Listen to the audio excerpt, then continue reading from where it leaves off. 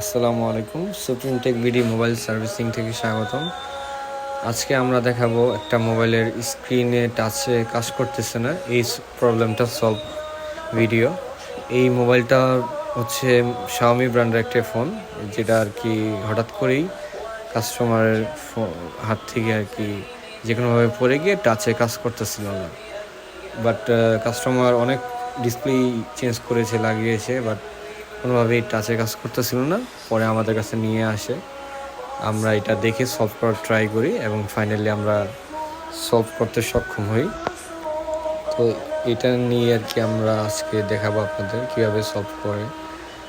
Motherboard issue ছিল এটা। এছাড়াও আমরা অন্যান্য মোবাইলে ক্রিটিক্যাল সমস্যাগুলো সমাধান করে থাকি, যেমন ডেড ইস্যু, ফোনের ডিসপ্লে এমন ইস্যু, চার্জ হয় না। অনেক ফোন আছে যে চার্জ দিয়ে রাখে বাট চার্জ ওঠে না, এরকম ইস্যু, এগুলো আমরা সলভ করে থাকি। এই যে এই ফোন সলভ হয়ে গেছে, এখন দেখাবো আমরা।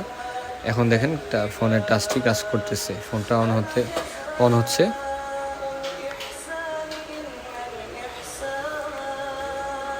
এখন দেখবো আমরা, হ্যাঁ অন হয়েছে। এই যে এখন দেখা যাবে এটা হচ্ছে এই যে এখন টাচে কাজ করতেছে। তো এরকম আরও আপনাদের যাদের সমস্যা আছে, এছাড়াও মাদারবোর্ড ইস্যু আছে, আমাদের সাথে যোগাযোগ করতে পারেন।